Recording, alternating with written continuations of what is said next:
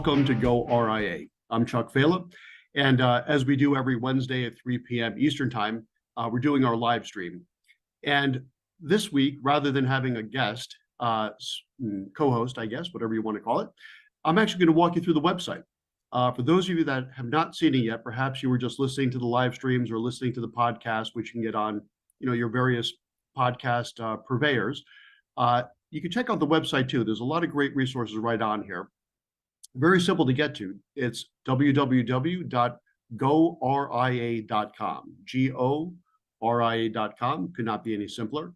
And once you get here, you will see the library of all of our podcasts, our live streams, our webinars, our Best for Breakaways, which is essentially a curated article list of articles from Investment News directly that deal very, very specifically with the needs and wants of the breakaway advisor. This way to RIA also has some really great resources from our sponsor, which I should mention is LPL Financial. And then, of course, this brings you right back to the Investment News website. Let me just give you a little peek of what we have going on here. So these are the podcasts. When you click here more, you'll see the whole list. Let me start at the bottom, right? Because these are kind of in chronological order. Blazing a Trail to Independence. This was the first one we actually did with Phil Trueblood. And this is a really cool story because he had a couple of mishaps during his move to the RIA space, including a fire in his office, which was actually the second worst thing that happened to him. If you want to figure out the first worst thing that happened to him, check out that podcast. But the good news is he made it to the independent space. I saw him just last night here at a conference, and he's doing great. We also have a whole episode on tucking in or not tucking in, right? Should you build your own RIA, which if you're entrepreneurial minded, you should, because there's a lot of resources to help you do that. Or should you tuck into an existing RIA? The good news there's hundreds of really good choices. So it's very possible you could fit one or find one, I should say, that will fit you perfectly right off the rack, right? To use a suit analogy. This one here, we talked to Cheryl Penny over at Dynasty. And this kind of shows you that in between, right? Utilizing a service provider like a Dynasty to be your middle and back office provider. This is a real big one here, right? This was with Alicia Dowell, and this was talking about keeping your new RIA compliant. Excellent information. And, compliance is one of those necessary, I don't want to call it a necessary evil, it's necessary, period. But something you really cannot underestimate. There's a lot to it. That's the bad news. The good news is there's a lot of great resources, and we talk about that during this particular podcast. This one here we did with Brian Hamburger, who's always a fantastic guest from Market Counsel, of course. And this here we did the do's and don'ts of transitioning your book. Good stuff. Building your tech stack, one of my personal favorites. I'm a big fan of technology, especially fintech, and especially because it allows me as a small business owner of an RIA to do more with less. Fantastic. We did another one on Tuck or No Tuck because it's a really popular concept. And we did this one here with Corey Whalen over at Bridgemark Strategies. Ancillary businesses, right? Not the sexiest topic, right? But these are things like, how do you do your payroll? How do you get health insurance? How do you do small business loans, right? And we talk about that with the CEO of New Tech. I like this concept too. Think you need a Series 7 that is, think again. Now this one here, we were talking about fee-based annuities, which was new about maybe 5 or 6 years ago. But what's new about this, and this was with David Lau over at DPL, is he has now a solution where you can actually take your legacy broker-dealer business, switch it over to a broker-dealer. He's not the only solution in town, but he's a really good one to look at. They will maintain your broker-dealer business. They will collect the trails, and they've worked out a system that's fully, compliant to pay you an advisory fee on that business that allows you to continue the revenue stream. That's good. It allows you to maintain the business and control the business, and perhaps most importantly, get that broker-dealer business out of your old firm, so that way you don't have to worry about other advisors poaching it. Really cool solution. We go into a lot of details there. Cash management, right? This is under the category, as I like to say, try this at your broker-dealer, right? Hard to do. You can actually set up your own private labeled, white labeled cash management solution that's today yielding 5%.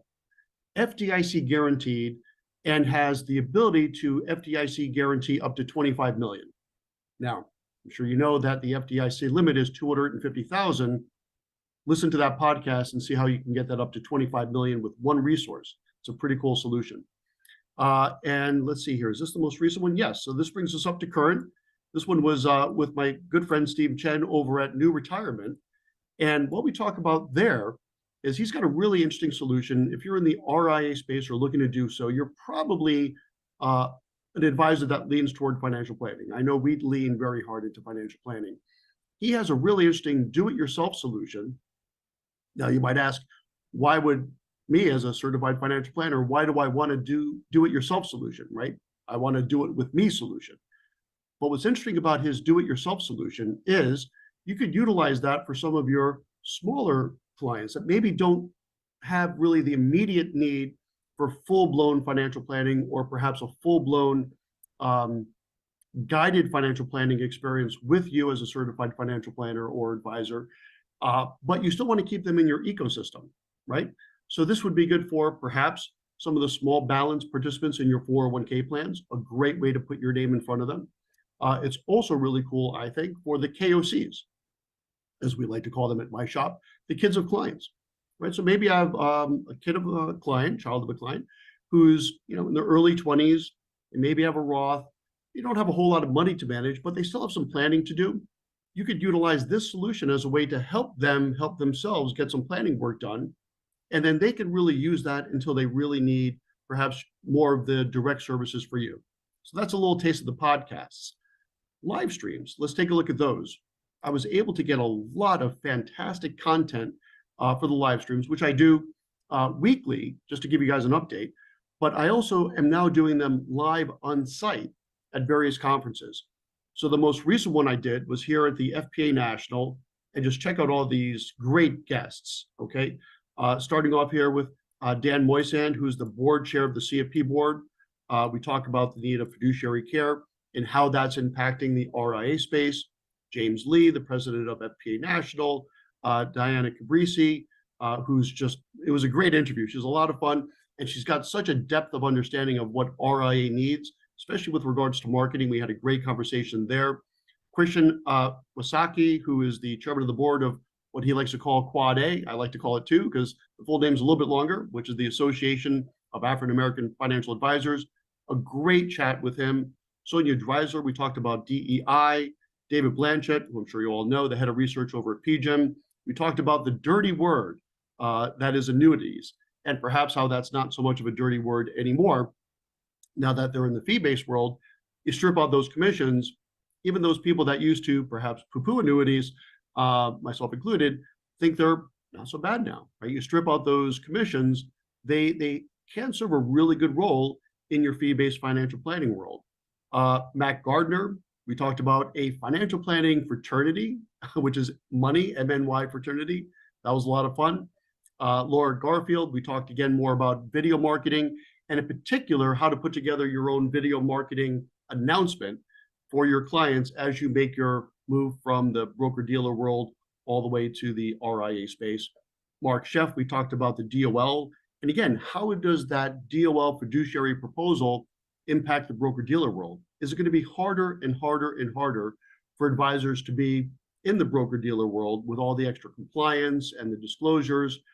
Why not just make the full break, go RIA and work truly as a fiduciary? There's really nothing you need anymore that requires a Series 7, in my opinion. And I'll put that out there as a challenge. Show me something that requires a Series 7 these days. I don't think there's anything left in the investment world that requires a 7. I think it could all be done commission-free, which I think is good news.